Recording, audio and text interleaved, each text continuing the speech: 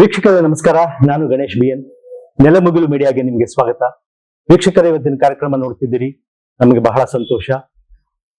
ಇವತ್ತಿನ ವಿಶೇಷತೆಯನ್ನ ಪರಿಚಯ ಮಾಡ್ಕೊಳ್ಳೋಕ್ಕಿಂತ ಮುಂಚೆ ಏನಿದೆ ಸಾರ್ವಜನಿಕವಾಗಿ ಸಮಾಜದಲ್ಲಿ ಅಂದ್ರೆ, ಪ್ರತಿಯೊಬ್ಬ ವ್ಯಕ್ತಿ ತಾನು ಖಾಸಗಿಯಾಗಿ ಮತ್ತೆ ವೃತ್ತಿಪರವಾಗಿ ಎರಡರಲ್ಲೂ ಗುರುತಿಸ್ಕೊಳ್ಳೋಕ್ಕೆ ಇಷ್ಟಪಡ್ತಾರೆ, ಅಥವಾ ಜಗತ್ತು ಕೂಡ ಸಮಾಜ ಕೂಡ ಹಾಗೆ ನೋಡುತ್ತೆ. ನಾಗರಾಜ್ ಹೊಸ್ತಾರೆ ಸರ್ ನಮ್ಗೆ ಅಂಕಣಕಾರರಾಗಿ ಮತ್ತೆ ಅವರ ಆರ್ಕಿಟೆಕ್ಚರರ್ ಆಗಿ ವೃತ್ತಿಪರವಾಗಿ ನಮ್ಗೆ ಅವರು ಪರಿಚಿತರು. ಹೇಗಂತೇಳಿದ್ರೆ, ಅವ್ರಿಗೆ ನಾವು ಪರಿಚಿತರಲ್ಲ, ನಮಗೆ ಅವರು ಪರಿಚಿತರು ಅವರ ಅಂಕಣಗಳ ಮೂಲಕ, ಅವರ ಪುಸ್ತಕಗಳ ಮೂಲಕ. ಈಗ ಸಮಾಜಕ್ಕೆ ಸಾಮಾನ್ಯ ಸ್ತರದ ಜನರಿಗೆ, ಸಾಮಾನ್ಯ ವರ್ಗದ ಜನರಿಗೆ ಅಪರ್ಣಾ ಹೊಸ್ತಾರೆ ಅವರ ಪತಿಯಾಗಿ ನಾಗರಾಜ್ ಹೊಸ್ತಾರೆ ಅವರು ಚಿರಪರಿಚಿತರು.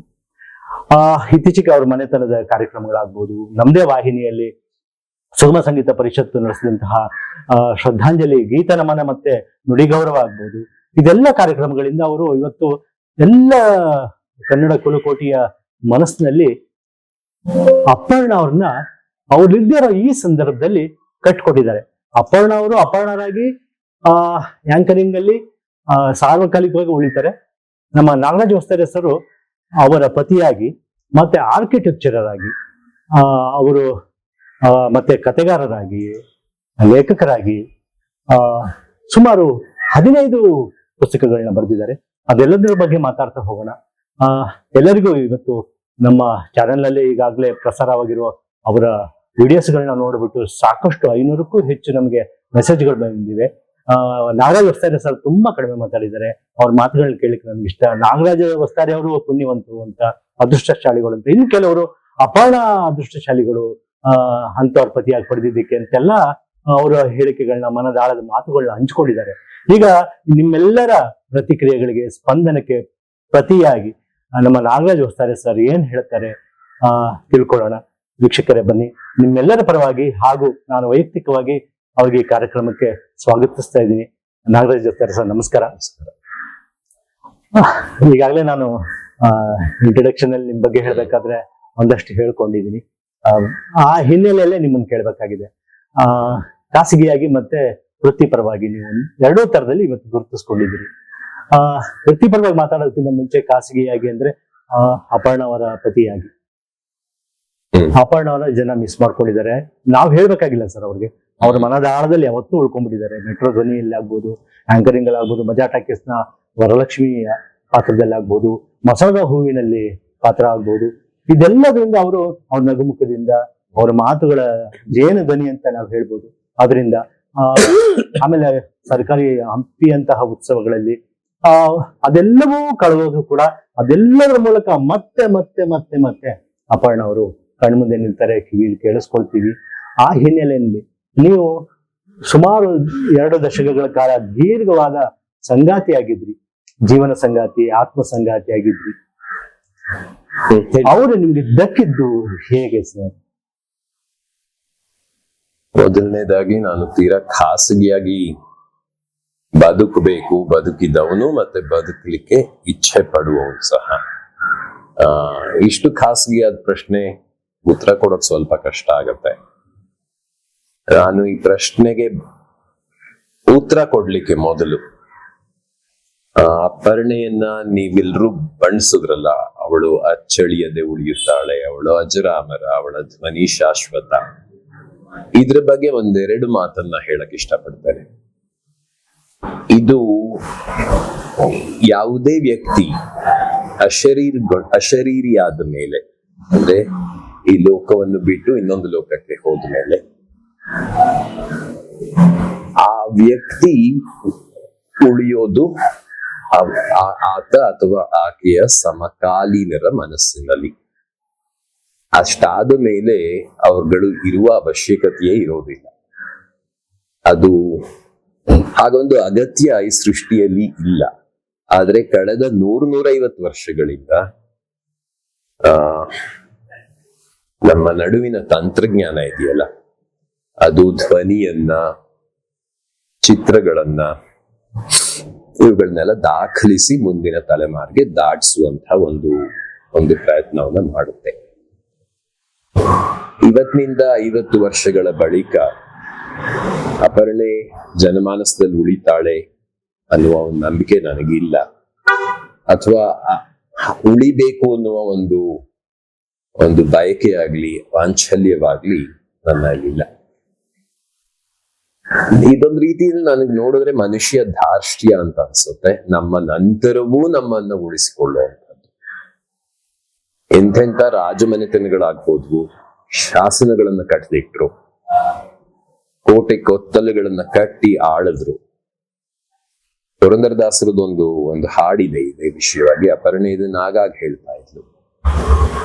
ಹಾಗಿರ್ಬೇಕಾದ್ರೆ ನಮ್ಮ ನಂತರವೂ ನಾನು ಉಳಿಬೇಕು, ನನ್ನ ತರುವಾಯದಲ್ಲೂ ನಾವಿಬ್ರು ಇರಬೇಕು ಅನ್ನೋದು ಸ್ವಲ್ಪ ಅಹಂಕಾರದ ಮಾತಾಗತ್ತೆ. ಅದಕ್ಕಿಂತ ಹೆಚ್ಚಾಗಿ ಕನ್ನಡಕ್ಕೆ ಇನ್ನೊಬ್ಳು ಅಪರ್ಣ ಬರೋದಿಲ್ಲ, ಈ ತರದ ಮಾತುಗಳು ಅವುಗಳು ಕೂಡ ತುಂಬಾ ಉತ್ಪ್ರೇಕ್ಷೆ ಅನ್ಸುತ್ತೆ. ಅಷ್ಟೇ ಉಪೇಕ್ಷೆಯ ಮಾತು ಆಗತ್ತೆ. ಕಾರಣ ಇಷ್ಟೇನೇನೆ, ಇಂಥವರು ಇನ್ನೊಮ್ಮೆ ಹುಟ್ಟಿ ಬರೋದಿಲ್ಲ ಅಂತ ಹೇಳಿದ್ರೆ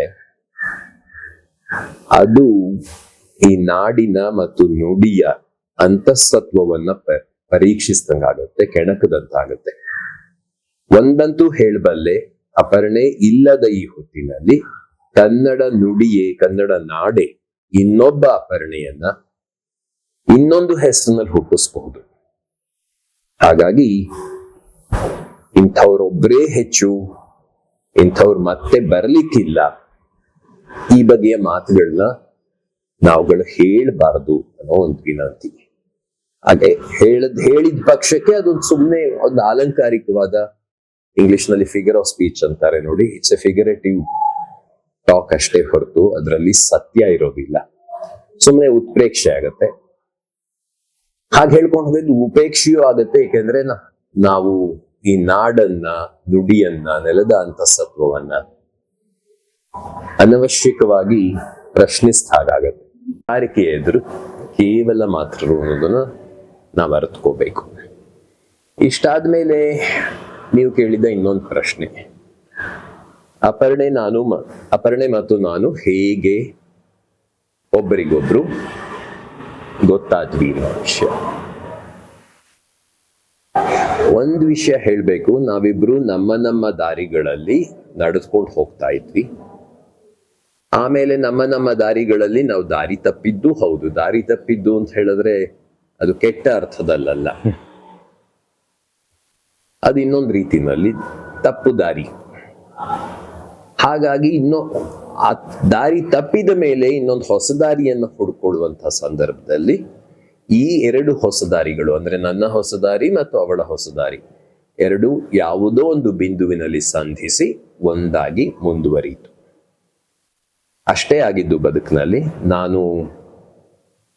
ನಾನೊಬ್ಬ ವೃತ್ತಿಯಿಂದ ಆರ್ಕಿಟೆಕ್ಟು, ಕನ್ನಡ ಜಗತ್ತಿನಿಂದ ಹೊರಗಿದ್ದವನು. ಆ ದಿನಗಳಲ್ಲಿ ನಾನು ಬೆಂಗಳೂರಿಗೆ 1984-85 ಬಂದೆ. ಅವಾಗಿನಿಂದ ಅಪರ್ಣೆ ಸಿಗುವವರೆಗೂ ಕೂಡ ನಾನು ಕನ್ನಡೇತರ ಪರಿಸರದಲ್ಲೇ ಇದ್ದವನು, ಕನ್ನಡೇತರವಾಗಿಯೇ ಬದುಕಿದವನು. ಅವಳು ಅಪ್ಪಟ ಕನ್ನಡದೊಳಗೆ ಬೆಳೆದವಳು, ನಾನು ಕನ್ನಡಕ್ಕೆ ಹೊರತಾಗಿದ್ದವನು. ಆದರೆ ನಾನು ಬೆಂಗಳೂರಿಗೆ ಬರುವುದಕ್ಕೆ ಮೊದಲು, ಬಹುಶಃ ನನ್ನ ಕಾಲದ ಉಳಿದವರೆಲ್ಲ ಮಾಡಿರೋ ಹಾಗೇನೆ, ಕರ್ನಾಟಕದ ಒಳಾಂತರದ ಯಾವುದೋ ಹಳ್ಳಿಗಾಡಿನಲ್ಲಿ ಕನ್ನಡ ಮಾಧ್ಯಮದಲ್ಲೇ ಓದ್ಕೊಂಡು ವೃತ್ತಿಯ ಸಲುವಾಗಿ, ಓದಿನ ಸಲುವಾಗಿ ಈ ಬೆಂಗಳೂರು ಅನ್ನೋ ಒಂದು ನಗರ ವ್ಯೂಹವನ್ನ, ಚಕ್ರವ್ಯೂಹವನ್ನ ಹೊಕ್ಕವರು. ಆಮೇಲೆ ಈ ಚಕ್ರವ್ಯೂಹವನ್ನ ಭೇದಿಸಿ ನೆಲೆ ನಿಲ್ಬೇಕು ಅಂತ ಹೇಳ್ಬೇಕಾದ್ರೆ ಇಂಗ್ಲಿಷ್ಗೆ ಮಾರು ಹೋಗೋದು ತೀರಾ ಸಹಜವಾದ ಮಾತು. ನನ್ನ ಬದುಕು ಹಾಗೆ ಆಗೋಗಿತ್ತು. ಅಂಥ ಸಂದರ್ಭದಲ್ಲಿ ಅಪರ್ಣೆ ನನ್ನ ಬದುಕಿನಲ್ಲಿ ಒದಗಿ ಬಂದ್ಲು. ಹೇಗೆ ಒದಗಿ ಬಂದ್ಲು ಅಂತ ಹೇಳಿದ್ರೆ, ನಾನು ಆ ಹೊತ್ತಿಗೆ ಕನ್ನಡ ಅನ್ನುವಂಥದ್ದು ನನ್ನ ಒಳದನಿಯಾಗಿ ಮಿಕ್ಕಿತ್ತು. ಹಾಗಾಗಿ ಅಲ್ಲಿ ಇಲ್ಲಿ ಅದು ಇದು ಬರಿತಾ ಇದ್ದೆ. ಅವಳು ಕೂಡ ಸಾಹಿತ್ಯದಲ್ಲಿ ತಕ್ಕ ಮಟ್ಟಿಗಿನ ಆಸಕ್ತಿ ಅವಳಿಗಿತ್ತು. ಒಮ್ಮೆ ಈ ಕನ್ನಡ ಪ್ರಭದ ಸಾಪ್ತಾಹಿಕ ಪ್ರಭಾ ಅಂತ ಬರುತ್ತೆ ನೋಡಿ, ಅದರಲ್ಲಿ ಮೊದಲ ಪುಟದಲ್ಲಿ ಮೇಲೆ ಅವಳ ಬರಹ ಇತ್ತು, ಅದರ ಕೆಳಗಡೆ ನನ್ನ ಬರಹ ಇತ್ತು. ಅದನ್ನು ಓದಿದ ಮೇಲೆ ನಮ್ಮಿಬ್ಬರ ಭೇಟಿಯಾಯಿತು. ಭೇಟಿ ಮದುವೆಯಲ್ಲಿ ಅಂತ್ಯಗೊಳ್ತು. ಇಷ್ಟು ಮಾತ್ರ ಹೇಳಬಲ್ಲೆ. ನೀವು ಮನೇನ ಅಚ್ಚುಕಟ್ಟಾಗಿ, ಸುಂದರವಾಗಿ, ಕಲಾತ್ಮಕವಾಗಿ, ಜನ ಪ್ರೀತಿಸೋ ಹಾಗೆ, ಇಷ್ಟಪಡೋ ಹಾಗೆ, ಕ್ರೇಜ್ ಅಂತ ಅನ್ನಿಸ್ಕೊಳ್ಳೋ ಹಾಗೆ ಮಟ್ಟಕ್ಕೆ ನೀವು ಕಟ್ತೀರಿ. ಹಾಗೆ ಅಪ್ಪಣ್ಣ ಅವರ ಬದುಕನ್ನ ನೀವು ಕಟ್ಟಿದ್ರ, ಅವ್ರ ಮೂಲಕ ನಿಮ್ಮ ಬದುಕನ್ನ ನೀವು ಕಟ್ಕೊಂಡ್ರ ಅಂತ? ಇಲ್ಲ, ಅವಳು ನನ್ನ ಬದುಕಿನ, ನನ್ನ ಮನೆ ಮನಸ್ಸುಗಳ ನಿರ್ವಾಹಕಿಯಾದ್ಲು ಅನ್ನೋದನ್ನ ನಾನು ಇತ್ತೀಚೆಗಷ್ಟೇ ಹೇಳಿದ್ದೇನೆ. ನಾನು ಮನೆ ಕಟ್ಟುವವನು ಹೌದು, ಆದರೆ ಅವಳು ಮನಸ್ಸನ್ನ ಕಟ್ಟಿದವಳು. ಹಾಗಾಗಿ ನನ್ನ ಬದುಕಿನಲ್ಲಿ ಇವತ್ತು ನನ್ನ ತನ ಅಂತ ಏನೇ ಇದ್ರೂ ಕೂಡ ಅದರ ಪೂರ್ತಿ ಏನ್ ಹೇಳ್ತಾರೆ ಅದಕ್ಕೆ, ಅದನ್ನ ಯಶಸ್ಸು ಅನ್ನಕ್ಕಾಗೋದಿಲ್ಲ. ನನ್ನ ತನದ ಹೊಣೆಗಾರಿಕೆ ಅವಳದಾಗಿತ್ತು ಅಂತ ಹೇಳ ಬಯಸ್ತೇನೆ. ನನಗೆ ಒಂದು ವೃತ್ತಿಪರವಾದ ಮುಲಾಜಿನ ಮೇರೆಗೆ ನಾನು ಕನ್ನಡವನ್ನ ಎಲ್ಲೂ ಆಡೋದಿಲ್ಲ. ನಾನೇನಿದ್ರು ಬರಹದ ಕನ್ನಡ ಮಾಡ್ತಿದ್ದೆ. ಈ ಆಡುವ ಕನ್ನಡವನ್ನ ಒಂದು ರೀತಿಯಲ್ಲಿ ಅವಳೇ ನನಗೆ ಕಲಿಸಿಕೊಟ್ಟಿದ್ದು ಅಂದ್ರೆ ತಪ್ಪಾಗಬಹುದು. ಆ ದಿಸೆಯಲ್ಲಿ ನನ್ನನ್ನ ಉದ್ದೀಪಿಸಿದ್ಲು ಅಂತ ಹೇಳಬಲ್ಲೆ. ಭಾವನಾತ್ಮಕ ಬದುಕು ನಿಮ್ದ ಅವ್ರದ ಅಂತ. ಯಾಕೆಂತ ಹೇಳಿದ್ರೆ ಒಂದು ನಾವು ಸಂದರ್ಶನ ಮಾಡಿದಾಗ ಅವರ ಸ್ನೇಹಿತೆ, ಆಪ್ತ ಸ್ನೇಹಿತೆ ಹೇಳ್ಕೊಂಡಿದ್ರು, ಅವರ ಕೊನೆಗೆ ಅವ್ರು ಎಷ್ಟು ಬೇಜಾರು ಮಾಡ್ಕೊಂಡಿದ್ರು ಅಂದ್ರೆ, ತನ್ನ ನೋವಿಗೆ ತಾನು ಸ್ಪಂದಿಸೋದಕ್ಕಿಂತ ಹೆಚ್ಚಾಗಿ, ಅಲ್ಲ ಕಣೆ, ನನ್ನ ನಂತರ ನಾಗರಾಜ ಬರ್ಸ್ತಾರೆ ಹೇಗೆ ಅನ್ನೋದೇ ನನಗೆ ತುಂಬಾ ಚಿಂತೆ ಆಗಿದೆ ಅಂತ ಹೇಳ್ಕೊಡ್ತಿದ್ರಂತೆ. ಭಾವನಾತ್ಮಕ ಬದುಕು ಅಂತ ಕೇಳಿದ್ರಿ, ಈ ಭಾವುಕತೆ ಅನ್ನೋದು ಪ್ರತಿಯೊಬ್ಬ ಕಲಾವಿದನ, ಪ್ರತಿಯೊಬ್ಬ ಕವಿಯ, ಪ್ರತಿಯೊಬ್ಬ ಕಲಾವಿದೆಯ ಅಥವಾ ಕವಯತ್ರಿಯ ಅವಿಭಾಜ್ಯ ಅಂಗ ಆಗಿರುತ್ತೆ. ಈ ಭಾವುಕತೆ ಇಲ್ಲದೆ ಇದ್ರೆ ಕಲಾವಿದರು ಉಂಟಾಗೋದು ಕಷ್ಟ. ಹಾಗೆ ಒಬ್ಬ ಬರಹಗಾರ ಉಂಟಾಗೋದು ಕಷ್ಟನೇನೆ. ನಾನು ಕತೆಗಳನ್ನ ಬರೀತೇನೆ, ಪದ್ಯಗಳನ್ನ ಬರೀತೇನೆ, ಪ್ರಬಂಧ, ಇತರೆ ಸಾಹಿತ್ಯ ಪ್ರಕಾರಗಳಲ್ಲೂ ತೊಡಗಿದ್ದೇನೆ. ಹಾಗೆ ನಾನೊಬ್ಬ ಆರ್ಕಿಟೆಕ್ಟ್ ಆಗಿರೋದ್ರಿಂದ ನಾನು ಕಲ್ಲು, ಮಣ್ಣು, ಸಿಮೆಂಟು, ಇಟ್ಟಿಗೆ, ಈ ಪರಿಕರಗಳ, ಈ ಭೌತ ಪರಿಕರಗಳಿಂದ ಮನೆಗಳನ್ನು ಕಟ್ಟೋದ್ರು ಸಹ ಈ ಮನೆಯಲ್ಲೂ ಒಂದು ಕಲಾತ್ಮಕತೆ ಅನ್ನೋದು ಇದ್ದೇ ಇರಬೇಕಾಗತ್ತೆ.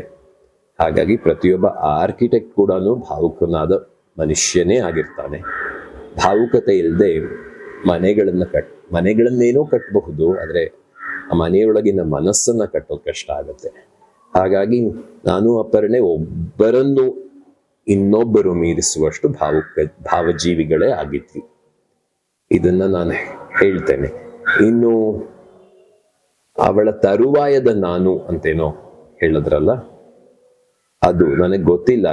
ಇನ್ನು ಈಗಷ್ಟೇ ನಿನ್ನೆಗಷ್ಟೇ ಒಂದು ತಿಂಗಳು ಮುಗಿದಿದೆ. ಬದುಕು ಮುಂದೆ ಯಾವ ದಿಕ್ಕಿನಲ್ಲಿ ಎಲ್ಲಿಗೆ ಕರ್ಕೊಂಡು ಹೋಗುತ್ತೆ ಗೊತ್ತಿಲ್ಲ. ಆದ್ರೆ ಅವಳಿಲ್ದೆ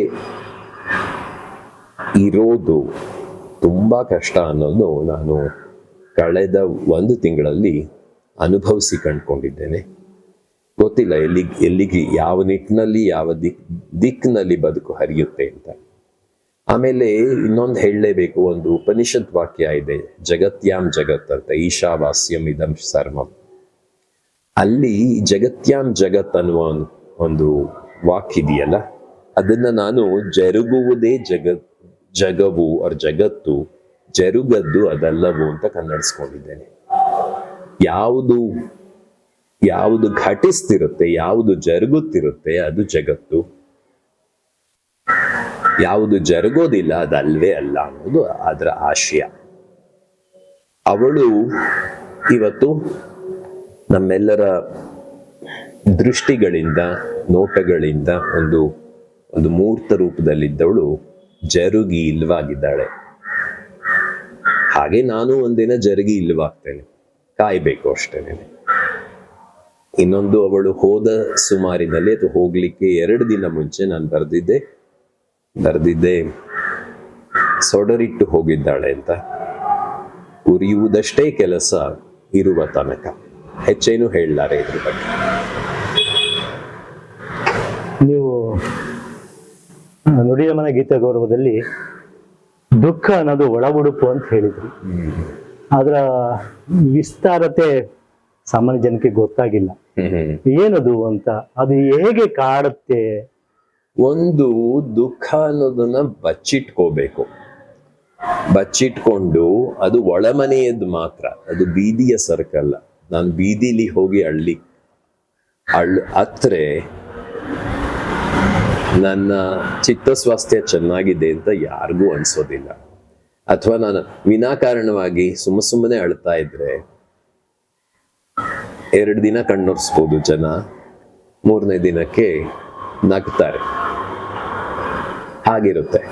ಸೊ ಎಂಥ ದುರ್ಭರವಾದ ದುರಿತ ಪರಿಸ್ಥಿತಿಯಲ್ಲೂ ಕೂಡ ದುಃಖವನ್ನ ಮುಚ್ಚಿಟ್ಕೋಬೇಕು. ಬೀದಿಗೆ ಇಳಿಯುತ್ತಿದ್ದ ಹಾಗೇನೆ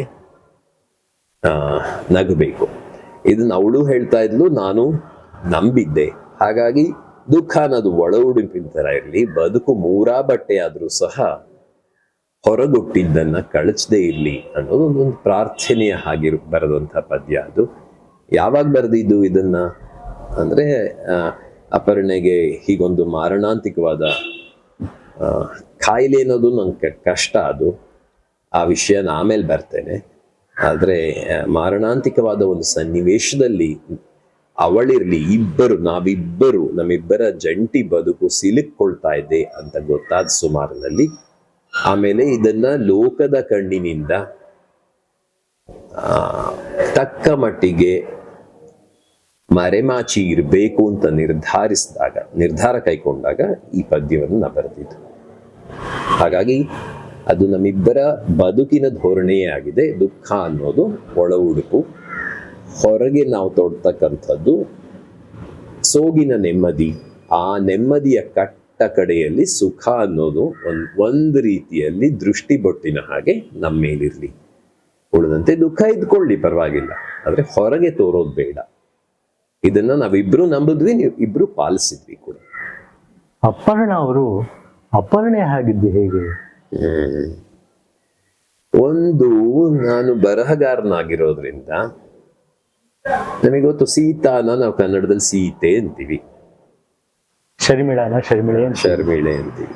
ಹಾಗಾಗಿ ನನ್ನ ವೈಯಕ್ತಿಕ ಸಂಪರ್ಕಕ್ಕೆ ಬರುವಂತ ಎಲ್ಲ ಹೆಣ್ಣುಗಳನ್ನ ನಾನು ಹೀಗೇನೆ ಕರೆಯೋದು. ನನ್ನ ಅತ್ತಿಗೆ ಇದ್ದಾಳೆ, ಉಮಾ ಅಂತ ಇದ್ದಾಳೆ ಅಂದ್ರೆ ನನ್ನ ಸಮವಯಸ್ಕೆ ಆಗಿರೋದ್ರಿಂದ ಏಕವಚನದಲ್ಲಿ ಮಾತಾಡ್ತೀನಿ. ಹಾಗಾಗಿ ಅವಳನ್ನ ನಾನು ಉಮೆ ಅಂತ ಕರಿತೀನಿ. ಇನ್ನೊಬ್ರು ಲಲಿತಾ ಅಂತ ಸಿಕ್ಕರೆ ಲಲಿತೆ ಅಂತ ಹೇಳ್ತೀನಿ. ಅಪರ್ಣಾನ ಅಪರ್ಣೆ ಅಂತ ಕರೆದಿದ್ದು ಹೌದು. ಒಂದೇನಂತ ಹೇಳಿದ್ರೆ, ಈ ಅಪರ್ಣೆ ಅನ್ನುವ ಪ್ರಯೋಗಕ್ಕೆ ಅಪರ್ಣೆ ಎಷ್ಟು ಒಗ್ಗಿ ಹೋದಳು ಅಂತ ಹೇಳಿದ್ರೆ, ನಾನೇನಾದ್ರೂ ಬಾಯಿ ತಪ್ಪಿ ಅಪರ್ಣ ಅಂತ ಕರೆದ್ರೆ ಅವಳು ಹೋಗೊಡ್ತಾ ಇರ್ಲಿಲ್ಲ, ಅದಾಗ್ತಾ ಇತ್ತು. ಇನ್ನೊಂದೇನಂದ್ರೆ, ಯಾವಾಗ್ಲಾದ್ರೂ ಅಪರ್ಣ ಅಂದಾಗ ಪ್ರೀತಿ ಕಮ್ಮಿ ಆಗಿ ಹೋಯ್ತಾ ಈ ಮನುಷ್ಯಂದು ಅನ್ನೋ ಒಂದು ಶಂಕೆ ಕೂಡ ಪಡ್ತಾ ಇದ್ಲು. ಅದು ಇದ್ದಿದ್ದೇನೆ. ಸೊ ಹೀಗಾಗಿ ಲೋಕಕ್ಕೆ ಅವಳು ಅಪರ್ಣ ಆದ್ರೂ ನನ್ನ ಮಟ್ಟಿಗೆ ಅವಳು ಅಪರ್ಣೆಯೇನೆ.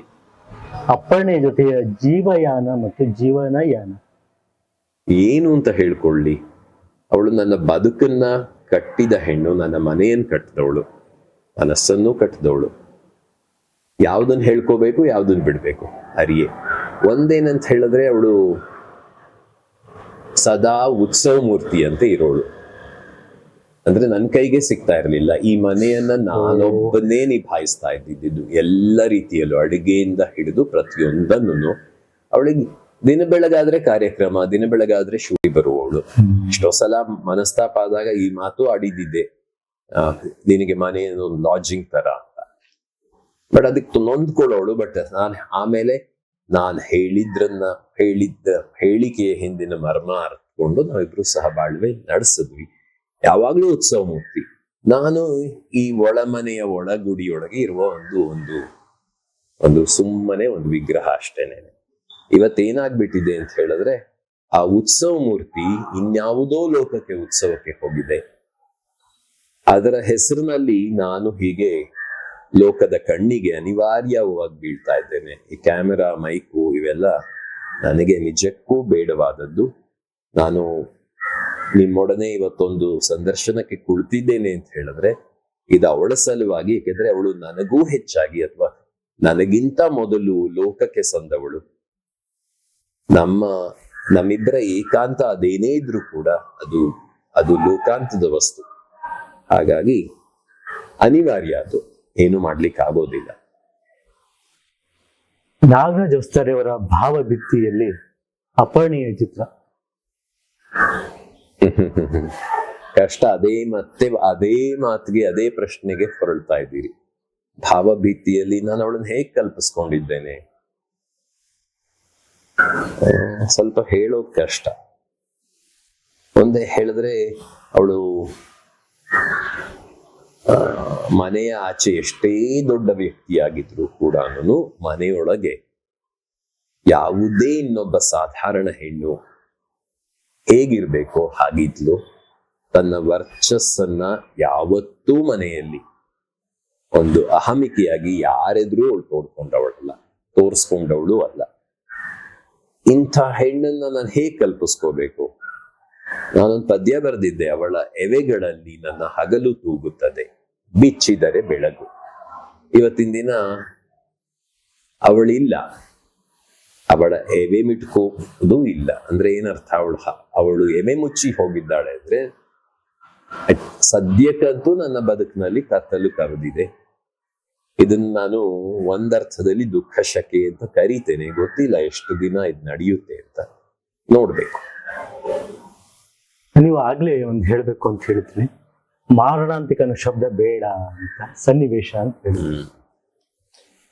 ಇದು ನಾನು ಒಂದೆರಡು ವೇದಿಕೆಯಲ್ಲಿ ಈಗಾಗಲೇ ಹೇಳಿದ್ದೇನೆ. ಈ ಸಾವು ಅನ್ನೋದಿದೆಯಲ್ಲ, ಆ ಕುರಿತು ನಾನು ಸರಿಸುಮಾರು ತುಂಬಾ ಪದ್ಯಗಳನ್ನ ಬರೆದಿದ್ದೇನೆ. ಒಂದು ಪದ್ಯದಲ್ಲಿ ಹೇಗಿದೆ, ಇನ್ನೊಂದು ಎಲ್ಲೋ ಹೇಳ್ದೆ ಕೂಡ, ಈ ಸಾವು ಅನ್ನೋದು ಈ ಮನುಷ್ಯ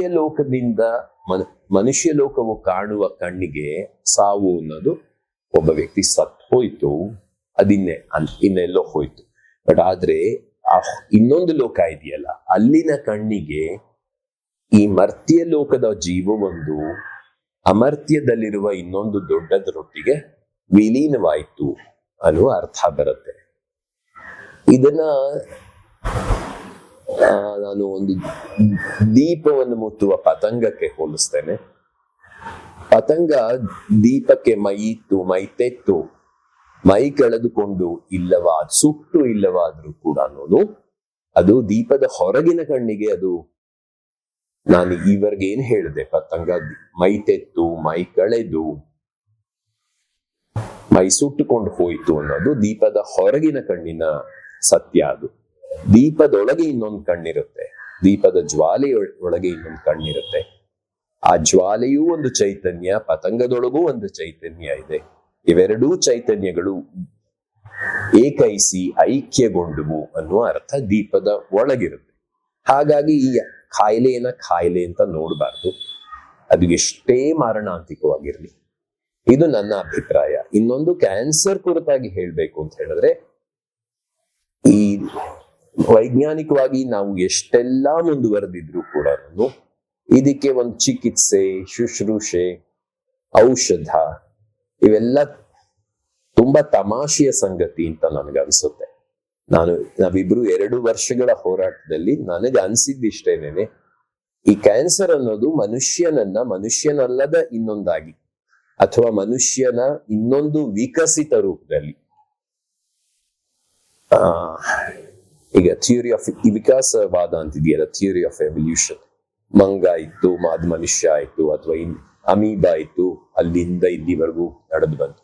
ಹಾಗೆ ಮನುಷ್ಯ ಅನ್ನೋನು ಮನುಷ್ಯತ್ವವನ್ನು ದಾಟಿದ ಇನ್ನೊಂದು ಜೀವಿಯಾಗಿ ಬಹುಶಃ ಮಾರ್ಪಡ್ತಾ ಇದ್ದಾನೆ. ನಾವು ಬೇಡ ನಾನು ಹೀಗೇ ಇರೋಣ ಅಂತ ಅದಕ್ಕೆ ತಡೆಗಟ್ತಾ ಇದ್ದೀವಿ. ಈ ಹೋರಾಟಕ್ಕೆ ಅರ್ಥವೇ ಇಲ್ಲ ಅಂತ ನನ್ಗನ್ಸುತ್ತೆ. ಇಷ್ಟು ಮಾತ್ರ ಹೇಳಬಲ್ಲೆ. ಹಾಗಾಗಿ ಇದನ್ನ ರೋಗ ಅಂತ ಕರೆಯೋದು ಕಷ್ಟ. ಬೇರೆ 20 ವರ್ಷದ ಸುದೀರ್ಘನ ಅದು, ಇನ್ನು ಮುಂದಿನ ಬದುಕು ಸುದೀರ್ಘನ? ಗೊತ್ತಿಲ್ಲ, ಅಲ್ಲಿವರೆಗೂ ಯೋಚನೆ ಮಾಡಿಯೇ ಇಲ್ಲ. ನಾನು ನನ್ನ ಮಟ್ಟಿಗೆ ಹೇಳೋದಾದ್ರೆ ಇವತ್ತಿನವರೆಗೆ ನಾನು ಬದುಕನ್ನ ಯೋಜಿಸಿಕೊಂಡು ಬದುಕದವನಲ್ಲ.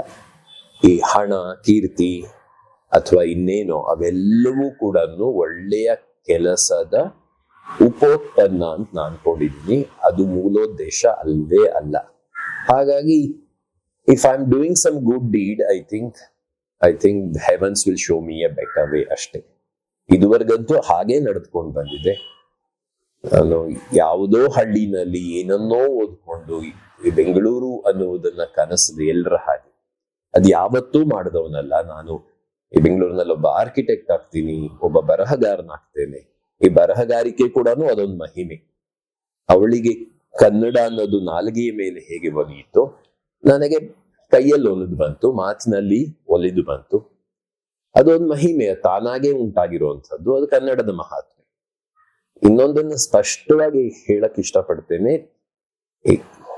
ಯಾವುದೇ ಭಾಷೆ ತನ್ನನ್ನು ತಾನು ಮೆರೆಸಿಕೊಳ್ಳುವುದಕ್ಕೆ ಕವಿಗಳನ್ನ ಅಥವಾ ಅಪರ್ಣೆಯ ತರದ ನುಡಿಗಾರರನ್ನ, ನುಡಿಗಾತಿಯರನ್ನ ಹುಟ್ಟಿಸ್ಕೊಳತ್ತೆ. ಹೇಗ್ ಹುಟ್ಟಿಸ್ಕೊಳತ್ತೆ?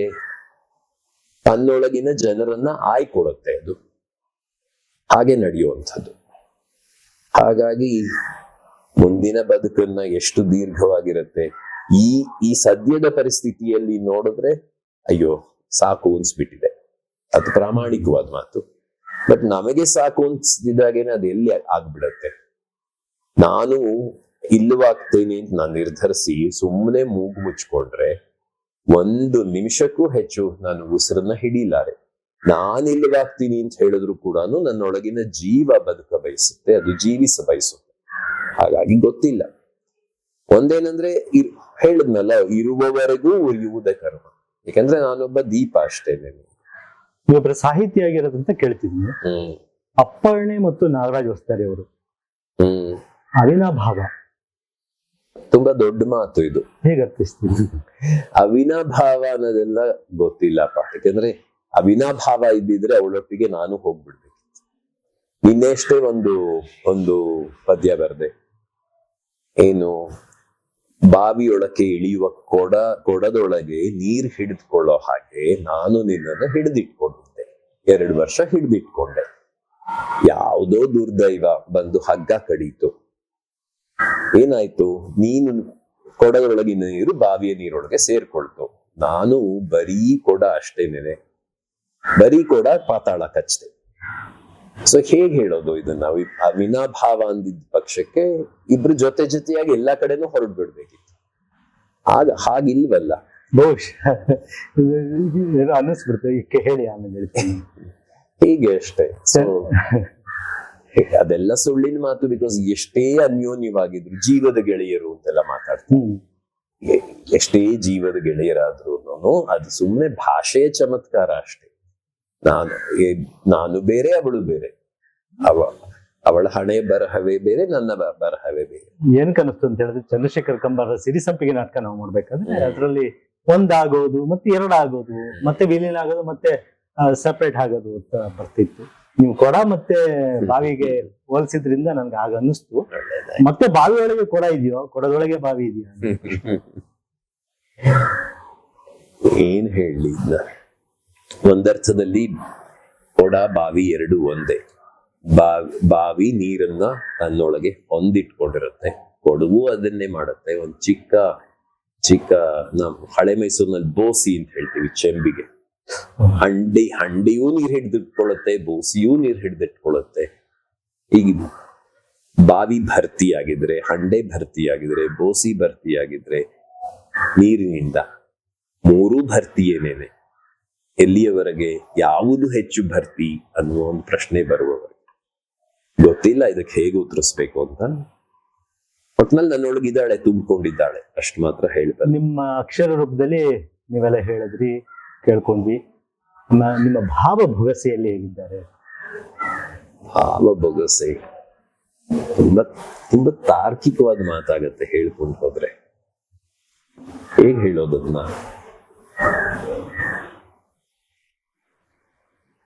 ಏನ್ ಗೊತ್ತಾ, ಒಂದ್ ಕಾಲದಲ್ಲಿ ಒಂದ್ ಪದ್ಯ ಬರೆದಿದ್ದೆ.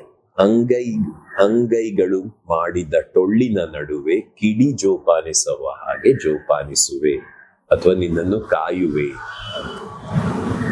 ಅದಕ್ಕೆ ಉತ್ತರ ಏನ್ ಬಂದಿತ್ತು? ಸಿಗರೇಟ್ ಹೊತ್ತಿದ ಮೇಲೆ ಉರುಬುವುದೇ ಅಲ್ಲವೇ. ನಾವು ಸಿಗರೇಟ್ ಹೊತ್ತಿಸ್ಬೇಕಾದ್ರೆ ಹಾಗೆ ಮಾಡ್ತೀವಿ ಅಷ್ಟೇನೆ. ಎಲ್ಲಿಯವರೆಗೆ ಸಂಬಂಧ ಅನ್ನೋದೇನಿದೆ, ಎಲ್ಲಿಯವರೆಗೆ ಒಬ್ರಿಗೊಬ್ರು ಆಗಿ ಬರ್ತೇವೆ ಅಲ್ಲಿಯವರೆಗೆ ಮಾತ್ರ.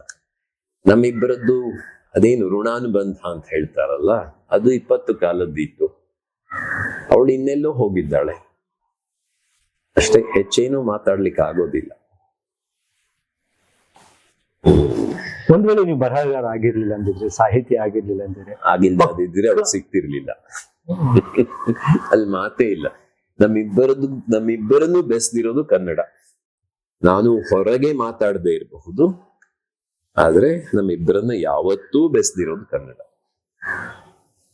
ಹಾಗಾಗಿ ಅವಳನ್ನ ಎಷ್ಟರ ಮಟ್ಟಿಗೆ ಕನ್ನಡವು ಆಯ್ದುಕೊಳ್ಳುತ್ತೋ ತನ್ನ ಸಲುವಾಗಿ, ಹಾಗೆ ನನ್ನನ್ನು ಆಯ್ದುಕೊಂಡಿದೆ ಅಂತ. ಆಮೇಲೆ ಅವಳು ಕನ್ನಡದ ಬಗೆಗೂ ನನ್ ಕೆಲವಷ್ಟು ತಕರಾರುಗಳಿದ್ವು.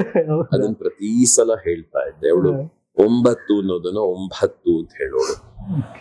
900, 99 ತಪ್ಪು. ಅದು ಭಕಾರ ಇದೆಯಲ್ಲ, ಅದು ಸಂಸ್ಕೃತದ್ದು, ಕನ್ನಡಕ್ಕೆ ಬರೋ ಸಾಧ್ಯತೆ ಇಲ್ಲ. ಎಲ್ರೂ ಆ ಮಿಸ್ಟೇಕ್ ಅನ್ನ ಮಾಡ್ತಾರೆ. ಅವಳು ಕನ್ನಡದಲ್ಲಿ ಎಷ್ಟೇ ಮೇರು ಕೆಲಸವನ್ನು ಮಾಡಿದ್ರು ಅವಳು ವಿಮರ್ಶಾತೀತ ಅನ್ನೋದನ್ನ ನಾನು ಒಪ್ಪೋದಿಲ್ಲ. ಯಾಕೆಂದ್ರೆ ಎಲ್ಲರೂ ಈ ಮನುಷ್ಯ ಮಾತ್ರರು, ಮರ್ತ್ಯದ ಮನುಷ್ಯರು ಅಷ್ಟೇ. ನೀವು ವಸ್ತುನಿಷ್ಠವಾಗಿ ಮಾತಾಡ್ತಿರೋದ್ರಿಂದ ಕೇಳ್ಬೇಕು ಅನಿಸ್ತದೆ, ಕೇಳ್ಬಿಡ್ತೀನಿ. ಪೂರ್ಣಿಮಾ ಮೇಡಮ್ ಹತ್ರ ಇದನ್ನ ಕೇಳಿದ್ದೆ. ಅವರು ಹೇಳಿದ್ರು ಅಪರ್ಣ ಅವರ ನಗು ಅದು ಕೃತ್ರಿಮ, ಆರ್ಟಿಫಿಷಿಯಲ್ ಅಂತ ಒಂದು ಆರೋಪ ಇತ್ತು. ಅದಕ್ಕೆ ಅವರು ಅಲ್ಲಿ ವಿವರಣೆ ಕೊಟ್ಟಿದ್ರು. ಇಲ್ಲವೇ ಇಲ್ಲ, ಅವಳು ತನ್ನ ಭಾವನೆಗಳನ್ನ 100ಕ್ಕೆ 100 ಬದುಕ್ತಾ ಇದ್ಲು, 100ಕ್ಕೆ 100 ವ್ಯಕ್ತಪಡಿಸ್ತಾ ಇದ್ಲು. ಆಮೇಲೆ ಅವಳ ಕಣ್ಣುಗಳಲ್ಲಿ ಒಂದು ಬೆರಗಿರ್ತಾ ಇತ್ತು. ಮಾತಿನಲ್ಲೂ ಈಗಷ್ಟೇ ನಾವು ಹೇಳ್ತೀವಲ್ಲ, ಸದ್ಯೋಜಾತ ಪುಷ್ಪ ಅಂದ್ರೆ ಈಗ ಅಷ್ಟೇ ಅರಳಿದಿರುವಂತ ಮೊಗ್ಗಿದ್ದು ಬಿರಿದು ಹೂವಾಗಿರುವಂತಹ ಗಳಿಗೆ, ಅದನ್ನ ಯಾವತ್ತೂ ಅನುಭವಿಸ್ತಾ ಇದ್ಲು. ಎಷ್ಟು ಮುಗ್ಧವಾಗಿ ಅವತ್ ಮಾಡಿದ್ರಲ್ಲ, ದಪ್ಪ ಹೋಳಾಕಿ ಬಿಸಿಬೇಳೆ ಬಾತ್ ಹಂಗ್ ಮಾಡ್ಕೊಡಕ್ಕಾಗತ್ತಾ? ಅಯ್ಯೋ ದೇವ್ರೆ, ಅದ್ ಹಿಂಗ ಕೇಳ್ಬೇಕು, ಇದ್ ಮಾಡು ಅಂತ ಹೇಳು ಮಾಡ್ತೀನಿ ಅಂತ ಹೇಳ್ತಾ ಇದ್ದೆ. ಹಾಗೆ ಅವಳಿಗೆ ಅಕಸ್ಮಾತ್ ಯಾಕೆ ಹಾಗೆ ಮಣಿಯಾಗಿ ಗಿಣಿಯ ಹಾಗೆ ಮಾತೊಪ್ಪಿಸ್ತೀಯ ಅದ್ರ ಕೋಪ ಬಂದ್ಬಿಡೋದು. ಅವಳು ಇದ್ದದ್ದೇ ಹಾಗೆ, ಅವಳ ಭಾವಾಭಿವ್ಯಕ್ತಿನೇ ಹಾಗೆ, ವ್ಯಕ್ತಿತ್ವವೇ ಅದು.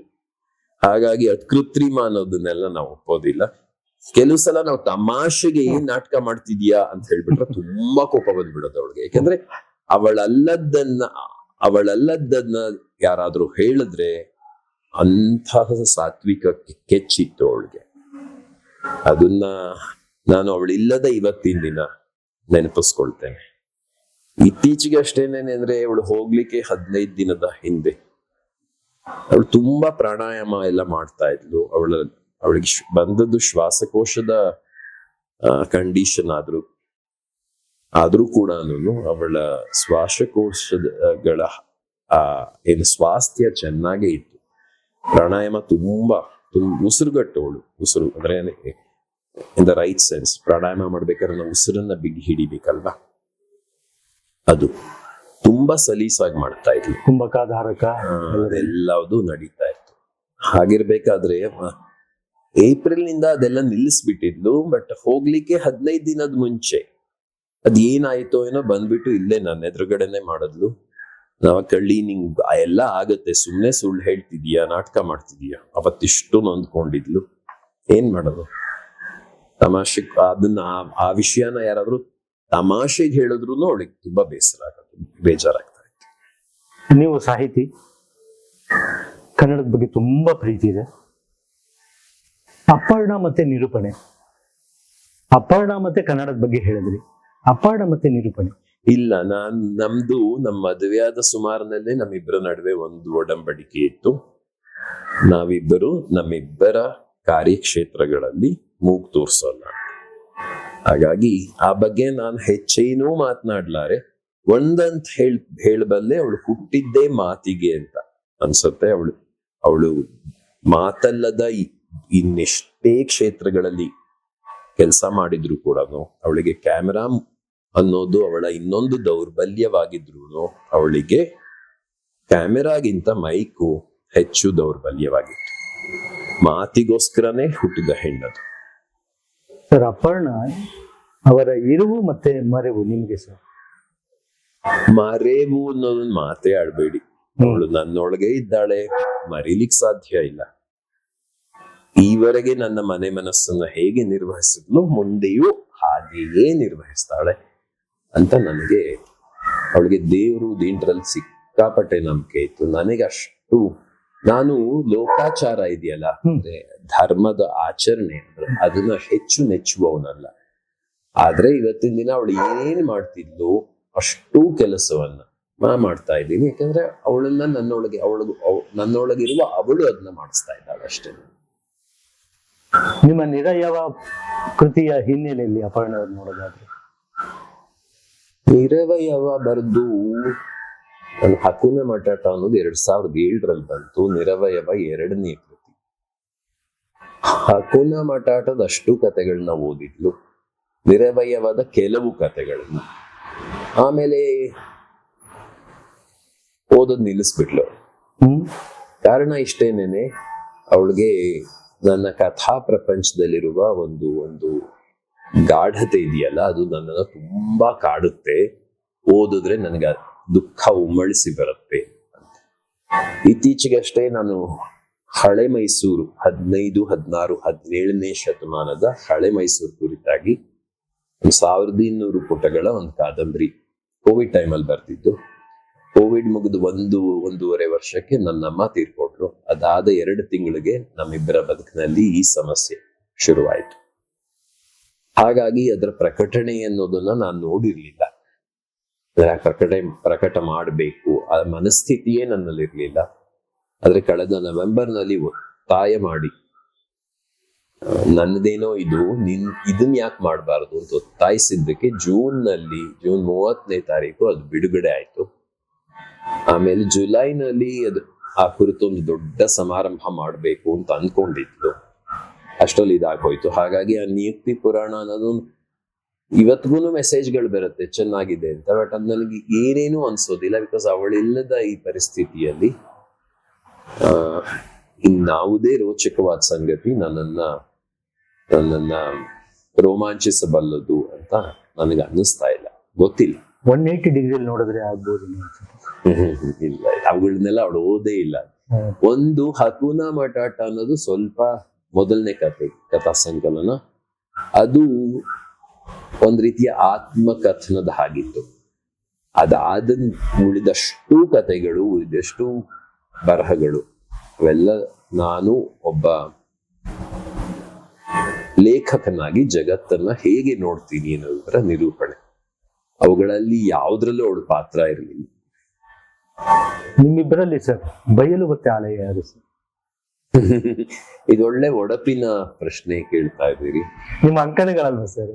ಸರಿ, ಬಯಲು ಆಲಯ ಅಂತ ನನಗೆ ಯಾರು ಜೋಗಿಯವರು ಮರೆತು ಬಿಟ್ಟಿದ್ದೀನಿ. ವಿಜಯ ಕರ್ನಾಟಕ 2ರಲ್ಲೋ ಜೋಗಿಯವರೇ ಬರ್ಸಿದ್ದಾರೆ. ಕನ್ನಡ ಪ್ರಭದಲ್ಲಿ ಒಂದು 5 ವರ್ಷ ಬಂತು ಅಂತ ಕಾಣುತ್ತೆ. ಅದೇ ಸುಮಾರಿನಲ್ಲಿ ಅಪರ್ಣೆ ಸಖಿ ಗೀತ ಅಂತ ಅದೇ ಕನ್ನಡ ಪ್ರಭದಲ್ಲಿ ಬರೀತಾ ಇದ್ಲು. ಈ ಬಯಲು ಆಲಯ ಅದು ಟೋಟಲಿ ಆರ್ಕಿಟೆಕ್ಚರ್ ಕುರಿತಾದಂತಹ ಅಂಕಣಗಳು. ಈ ಬಯಲು ಮತ್ತೆ ಆಲಯ ಅನ್ನೋದು ಹುಡುಕಿಕೊಂಡು ಹೋದ್ರೆ 12ನೇ ಶತಮಾನಕ್ಕೆ ಹೋಗುತ್ತೆ. ಅಲ್ಲಮ್ಮ, ಬಸವ ಇತ್ಯಾದಿ ಶರಣರು ಬಳಸ್ತಿದ್ದ ಪದ ಅದು. ಬಯಲು ಅನ್ನೋದನ್ನ ಇಂಗ್ಲಿಷ್ ನಲ್ಲಿ ನಾವು ಗ್ರೌಂಡ್ ಅಂತ ಕರಿತೇವೆ. ಆಲಯ ಇಸ್ ಫಿಗರ್.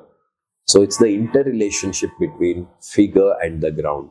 ಗಟ್ಟಿ ಮತ್ತು ಟೊಳ್ಳು ಇವುಗಳ ನಡುವಿನ ಒಂದು ಲೇವಾದೇವಿ ಏನಿರುತ್ತೆ ಅದನ್ನ ನಾವು ಬಯಲು ಆಲಯ ಅಂತ ಕರಿತೇವೆ. ಬೆಲ್ಲದ ಅಚ್ಚಿದೆ, ಅಚ್ಚಾಗ್ಲಿಕ್ಕೆ ಅದರಲ್ಲಿ ಒಂದು ಗಟ್ಟಿ ಬೇಕಾಗತ್ತೆ. ಒಂದು ಟೊಳ್ಳಿರುತ್ತೆ, ಅದು ಬಾವಿಯ ಹಾಗಿರುತ್ತಲ್ಲ. ಸೊ ಈ ಟೊಳ್ಳು ಮತ್ತು ಗಟ್ಟಿಯ ನಡುವಿನ ಸಂಬಂಧವನ್ನ ಈ ಬಯಲು ಆಲಯ ಅನ್ನೋದು ನಿರ್ಧರಿಸುತ್ತೆ. ಇನ್ನು ನಮ್ಮಿಬ್ಬರ ನಡುವಿಂದಕ್ಕೆ ಬಂದ್ರೆ ನಮ್ಮಿಬ್ಬರ ನಡುವೆ ಬಯಲು ಇತ್ತು, ಆಲಯವೂ ಇತ್ತು. ಅದನ್ನು ಒಪ್ತೇವೆ. ಬಯಲು ಯಾಕಿತ್ತು? ನಾವಿಬ್ಬರು ನಮ್ಮ ಕ್ಷೇತ್ರಗಳಲ್ಲಿನ ಸಾರ್ವಜನಿಕ ವ್ಯಕ್ತಿಯಾಗಿದ್ರಿಂದ, ಅವಳು ನನಗಿಂತ ಹೆಚ್ಚು ಸಾರ್ವಜನಿಕ ವ್ಯಕ್ತಿ ಆದ್ರಿಂದ ನಮ್ಮಿಬ್ಬರ ನಡುವೆ ಬಯಲಿನಷ್ಟು ಅಗಾಧವಾದ ಅಂತರ ಇತ್ತು. ಆದ್ರೆ ಇಬ್ಬರು ಅವಳೆಲ್ಲೇ ಇರ್ಲಿ, ಎಷ್ಟೇ ಹೊತ್ತಾಗಿರ್ಲಿ, ಅವಳು ಮನೆಗೆ ನನ್ನನ್ನು ಹಾತರ್ಕೊಂಡು ಬರ್ತಾ ಇದ್ಲು. ಹಾಗಾಗಿ ನಾವ್ ಎಷ್ಟೇ ದೂರವಿದ್ರೂ ನಾವು ಗಟ್ಟಿಯಾಗಿದ್ವಿ. ಆ ಗಟ್ಟಿತನವೇ ನಮ್ಮಿಬ್ಬರನ್ನ ಇಷ್ಟು ಕಾಲ ಮುನ್ನಡೆಸ್ತು. ಆಮೇಲೆ 2 ವರ್ಷಗಳ ಕಾಲ ಹೇಗದ್ವಲ್ಲ, ಅಲ್ಲಿ ಅವಳು ಮುಖ್ಯ ಇರಲಿಲ್ಲ, ನಾನ್ ಮುಖ್ಯ ಇರಲಿಲ್ಲ. ಕ್ಯಾನ್ಸರಿನ ಹೇಗಾಟದಲ್ಲಿ ಇಬ್ಬರು ಸಮಸಮವಾಗಿ ತೊಡಗಿಕೊಂಡ್ವಿ ಅಷ್ಟೇ. ಕಳೆಮನೆಯ ಜೀವ ಕಳೆ. ಏನಿದು?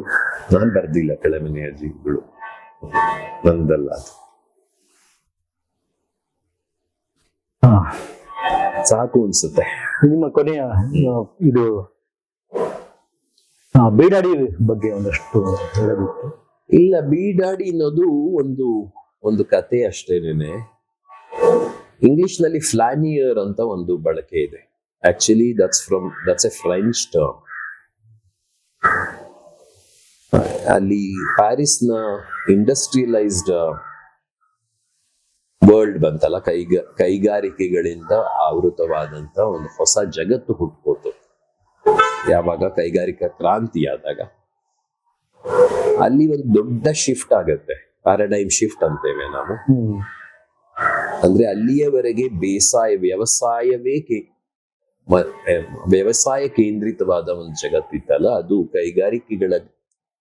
ಕೈಗಾರಿಕಾ ಕೇಂದ್ರಿತವಾದ ಜಗತ್ತಿನತ್ತ ಹೊರಳ್ತು. ಆ ಸ್ಥಿತ್ಯಂತರದ ಕತೆ ಅದು. ಅದನ್ನ ನಾನು ಬೀಡಾಡಿ ಅಂದ್ರೆ ನಾನು ಸುಮ್ಮನೆ ಹಂಡಲಿಯುವ ಹಸುವೋ ಅಥವಾ ದನವೋ ಅಥವಾ ಎತ್ತೋ ಅನ್ನುವ ಅರ್ಥ. ಅದು ಈ ನಾಗರಿಕ ಸಮಾಜದಲ್ಲಿ ಕೆಲವರು ಬೀಡಾಡಿಗಳಿರ್ತೀವಿ. ಅದ್ ಹೇಗೆ ಅಂದ್ರೆ ಸುಮ್ಮನೆ ಅದು ಲಂಪಟತನದ ಬೀಡಾಡಿತನ ಅಲ್ಲ. ಇಲ್ಲಿ ನಾನು ಹೇಳ ಹೊರಟಿದ್ದು ಬೀಡಾಡಿಯಲ್ಲಿ ಒಬ್ಬ ಶ್ರೀಮಂತ 2 ರೀತಿಯಲ್ಲಿ. ಒಂದು ಹಣಕಾಸಿನ ದೃಷ್ಟಿಯಿಂದ, ಇನ್ನೊಂದು ವೈಚಾರಿಕತೆಯ ದೃಷ್ಟಿಯಿಂದ. ಅಂಥವನು ಜಗತ್ತನ್ನ ಸುಮ್ಮನೆ ಹೇಗೆ, ಅಥವಾ ನಗರಗಳಲ್ಲಿ ಸುಮ್ಮನೆ ಸಂಚಾರ ಕೈಕೊಂಡು, ಅಂದ್ರೆ ಬೇರೆ ಏನೂ ಕೆಲಸ ಇಲ್ಲ, ಬರೀ ಇಲ್ಲಿಂದ ಅಲ್ಲಿಗೆ ಅಂಡಲಿಯೋದಷ್ಟೇ ಅವನ ಕೆಲಸ.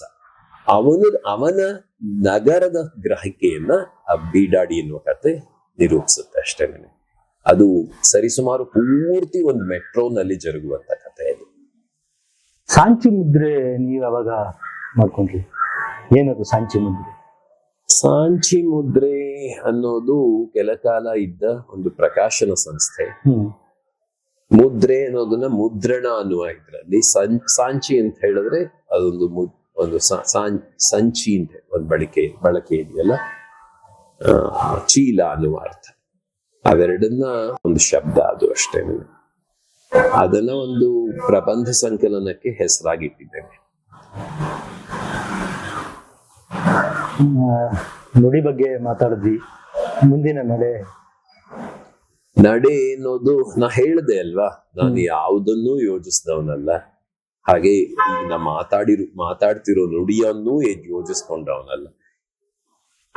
ನಮ್ಮೆಲ್ಲರನ್ನೂ ಮೀರಿದ ಇನ್ನೊಂದು ಇದೆಯಲ್ಲ, ಅದನ್ನ ನುಡಿಗಾರಿಕೆ ಅಂತೀನಿ, ನಡೆಗಾರಿಕೆ ಅಂತೀನಿ. ಆ ನುಡಿಗಾರಿಕೆ ಮತ್ತು ನಡೆಗಾರಿಕೆ ನನ್ನನ್ನು ಹೇಗೆ ನುಡಿಸುತ್ತೆ ಅಥವಾ ಮುಂದೆ ಹೇಗೆ ನಡೆಸುತ್ತೆ ಅದಕ್ಕೆ ಬಿಟ್ಬಿಡ್ತೇನೆ ಅಷ್ಟೇ. ಯಾವುದನ್ನೂ ಈಗ ಯೋಚಿಸಿಲ್ಲ. ಈ ಕ್ಷಣದಲ್ಲಿ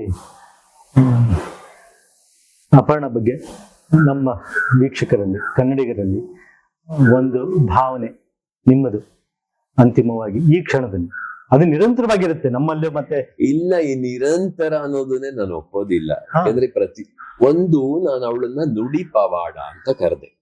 ಈಗ ಈಗ ರಾಜ್ಕುಮಾರ್ ಅವರು ಒಂದು ನುಡಿ ಪವಾಡ, ಅವರ ಅಭಿನಯ ಶೈಲಿ ಏನೇ ಇರಲಿ, ಆ ನುಡಿಗಾರಿಕೆ ಇದೆಯಲ್ಲ ಅದನ್ನ ಕನ್ನಡ ಆಯ್ದುಕೊಂಡಿರುತ್ತೆ. ಇವಳು ಕೂಡ, ಅಪರ್ಣೆ ಕೂಡ ಒಂದು ನುಡಿ ಪವಾಡ. ಪವಾಡ ಅನ್ನೋದು ಶಾಶ್ವತವಾಗ್ಬಿಟ್ರೆ ಅದ್ ಹೇಗ್ ಪವಾಡ ಆಗುತ್ತೆ? ಪವಾಡ ಅನ್ನೋದು ಇರೋದೇನೆ ಒಂದು ಗಡುವಿರುತ್ತೆ, ಅದಕ್ಕೆ ಒಂದು ವಾರಂಟಿ ಪೀರಿಯಡ್ ಇರುತ್ತೆ. ವಾಯ್ದೆ ಮುಗಿದ್ಮೇಲೆ ಅದು ಇದ್ರೆಷ್ಟು ಬಿಟ್ರೆಷ್ಟು ಮಿಂಚು. ಸೊ ಅದನ್ನ ಮಿಂಚು ಅನ್ನೋದೇ ಆ ಕಾರಣಕ್ಕೆ ಒಂದು ಕ್ಷಣಿಕವಾಗಿ ಎರಡು ಸೆಕೆಂಡ್ ಬಂದು ಹೋಗುವಂಥದ್ದು. ಹಾಗಂತ ಅದರ ಮಹತ್ವ ಕಡಿಮೆ ಅಂತೆಲ್ಲ ಹೇಳೋ ಹಂಗಿಲ್ಲ. ಆದ್ರೆ ಆ ಪವಾಡ ನಿರಂತರವಾಗಿರ್ಬೇಕು ಅನ್ನೋದು, ನಿರಂತರವಾಗಿದ್ರೆ ಅದು ಪವಾಡವೇ ಅಲ್ಲ. ಹಾಗಾಗಿ ಅದು ಹೋಗ್ಲೇಬೇಕು.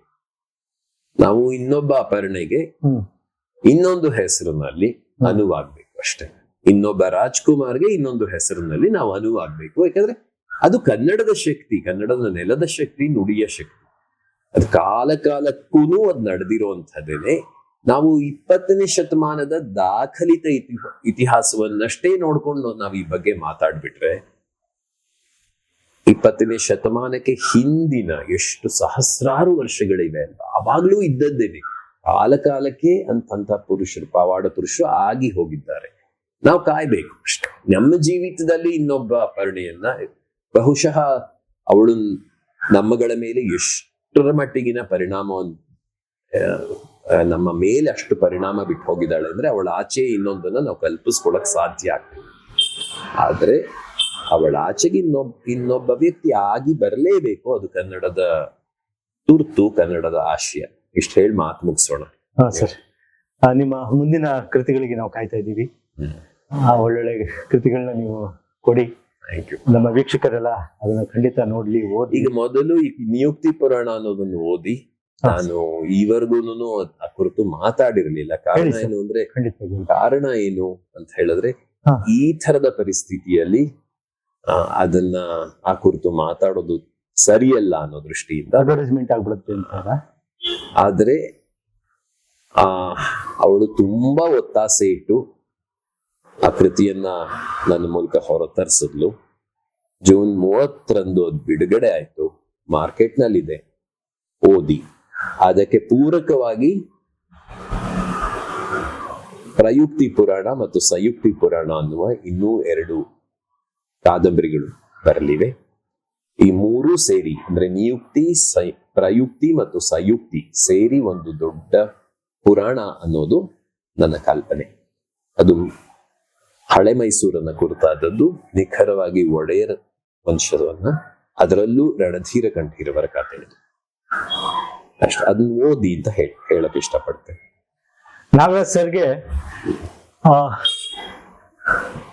ತಮ್ಮಳಿಗೆ ಒಂದು ಪ್ರಭೆ ಇದೆ. ಆದರೂ ಈ ಕ್ಷಣದಲ್ಲಿ ಅವರು ಸಾಹಿತಿಯಾಗಿ, ಆರ್ಕಿಟೆಕ್ಚರ್ ಆಗಿ ಅವ್ರದೇ ಒಂದು ದೊಡ್ಡ ಪ್ರಭಾವಲಯ ಇದೆ. ಆದ್ರೂ ಅಪರ್ಣ ಅವರ ಪ್ರಭಾವಲಯದಿಂದ ಅವರು ತಪ್ಪಿಸ್ಕೊಳಕ್ ಆಗಲ್ಲ ಅಂತ ನಾನು ವೈಯಕ್ತಿಕವಾಗಿ ಅನ್ಕೊಂಡು ಅವ್ರಿಗೆ ಮಾತಾಡ್ಸಿದ್ದೀನಿ. ಅವರು ಹಂಚ್ಕೊಂಡಿದ್ದಾರೆ ವಿಚಾರಗಳನ್ನ. ಯಾವುದೇ ಒಂದು ಶಕ್ತಿ ಅಥವಾ ವ್ಯಕ್ತಿ ಅದರಿಂದ ಪ್ರಭಾವಲಯ ಇರುತ್ತೆ. ಅವರ ಬರವಣಿಗೆಗಳನ್ನಾಗ್ಬೋದು, ಅವರ ಆರ್ಕಿಟೆಕ್ಚರ್ ಏನು ಕೆಲಸಗಳಿವೆ, ಆ ಕ್ರಿಯೇಟಿವಿಟಿ ಇದೆ, ಆ ಸೃಜನಶೀಲತೆ ಇದೆ, ಅದೆಲ್ಲದರ ಹಿಂದೆ ಅಪರ್ಣ ಅವ್ರು ಇದ್ದಾರೆ ಅಂತಾನೆ ಭಾವಿಸ್ಕೋಬೇಕಾಗತ್ತೆ ನಾವು. ಆ ಒಂದು ಪ್ರಭಾವಲಯದಲ್ಲಿ ಅವರೇ ಹೇಳಿದಾಗೆ ಪರಿಣಾಮ ಮತ್ತೆ ಪ್ರಭಾವ ಇದ್ದೇ ಇರುತ್ತೆ ಅಂತ ಅವ್ರು ಹೇಳಿದ್ದಾರೆ. ನಾವೆಲ್ಲ ಅವರ ಮುಂದಿನ ಕೃತಿಗಳನ್ನ ಓದೋಣ, ಆ ಮೂಲಕ ಕನ್ನಡವನ್ನು ಬೆಳೆಸೋಣ. ಅಪರ್ಣ ಅವ್ರು ಹೇಳ್ತಿದ್ದಾರೆ ನಿರಂತರವಾಗಿ ಉಳಿಯಲ್ಲ ಅಂತೇಳಿ. ಜನಸಾಮಾನ್ಯರು ಖಂಡಿತವಾಗಿ ಅವರು ಭಾವನಾ ಜೀವಿಗಳೇ. ಅವರು ನಿರಂತರವಾಗಿ ನಮ್ಮ ಕನ್ನಡ ಕುಲಕೋಟೆ ಅದನ್ನು ಉಳಿಸ್ಕೊಂಡು ಹೋಗುತ್ತೆ. ನಾವೆಲ್ಲ ಅವರ ಪ್ರಭಾವಲಯದಲ್ಲೇ ಕನ್ನಡದ ಕೈಂಕರ್ಯವನ್ನು ಮಾಡಬೇಕಾಗಿದೆ. ಸರ್, ನಮ್ಮೆಲ್ಲರ ವೀಕ್ಷಕರ ಪರವಾಗಿ ಹಾಗೂ ನಾನು ವೈಯಕ್ತಿಕವಾಗಿ ಮುಂದಿನ ನಿಮ್ಮ ಎಲ್ಲ ನಡೆಗಳಲ್ಲಿ, ನುಡಿಗಳಲ್ಲಿ ಸಾಕಷ್ಟು, ಯಾಕೆಂದ್ರೆ ನಿಮ್ಗೆ ಆಲ್ರೆಡಿ ತುಂಬಾ ಪುರಸ್ಕಾರಗಳು ಬಂದಿವೆ, ಇನ್ನೂ ಸಾಕಷ್ಟು ಕೆಲಸಗಳಾಗ್ಲಿ, ನಿಮ್ಗೆ ಒಳ್ಳೊಳ್ಳೆ ಕೃತಿಗಳು ಬರ್ಲಿ. ಏನು ಈ ಸಾರಸ್ವತ ಲೋಕಕ್ಕೆ ನಿಮ್ಮ ಕೊಡುಗೆ ಆಗ್ಲಿ. ಅಲ್ಲಿ ಕನ್ನಡದ ಕೊಡುಗೆ ಆಯ್ತು ಅಪರ್ಣ ಮೇಡಮ್ ಇಂದ, ನಿಮ್ಮಿಂದನ ನಾವು ನಿರೀಕ್ಷೆ ಮಾಡ್ತೀವಿ. ಇಬ್ರು ಒಂದು ಏನು ಸಮಾನ ಶಕ್ತಿಗಳಾಗಿ ಪ್ರಭಾವಿಸಿ ನಮ್ಮನ್ನೆಲ್ಲ ಅಂತ ಕೇಳ್ಕೊಳ್ತಾ ಧನ್ಯವಾದಗಳು ಸರ್. ವೀಕ್ಷಕರೇ, ತುಂಬಾ ಕಷ್ಟದಲ್ಲೇ ಮಾತಾಡಿದ್ದು ನಾನು. ಸರ್ಗೂ ಕಷ್ಟ ಕೊಟ್ಟನೋ ಇಲ್ವೋ ಗೊತ್ತಿಲ್ಲ, ಇಷ್ಟಪಟ್ಟು ಮಾತಾಡಿದಾರೆ ಅಂತ ಅನ್ಕೊಳ್ತೀನಿ. ಅಪರ್ಣ ಮೇಡಮ್ಗೋಸ್ಕರ ಆದ್ರೂ ನಾವು ಈ ಸಂದರ್ಶನ ಮಾಡಿದ್ದೀವಿ. ಮತ್ತೊಮ್ಮೆ ನಿಮ್ಮೆಲ್ಲರ ಪರವಾಗಿ ಅವ್ರಿಗೆ ನಾನು ಧನ್ಯವಾದಗಳನ್ನ ಅರ್ಪಿಸ್ಲೇಬೇಕು. ಸರ್, ಕಷ್ಟ ಕೊಟ್ಟಿರ್ಬೇಕು, ನನಗೆ ಗೊತ್ತಿಲ್ಲ, ಏನೋ ಅಪಾಯ. ಅವಳನ್ನು ಕುರಿತು ಮಾತಾಡೋದು ಕಷ್ಟ ಅಲ್ಲ, ಆದ್ರೆ ಈ ಸಂದರ್ಭದಲ್ಲಿ ಸ್ವಲ್ಪ ತ್ರಾಸು ಅಂತ ಅನ್ನಿಸ್ತು. But I think it's okay. Thank you. ನಮಸ್ಕಾರ ಸರ್. ಒಳ್ಳೆದಾಗಿ.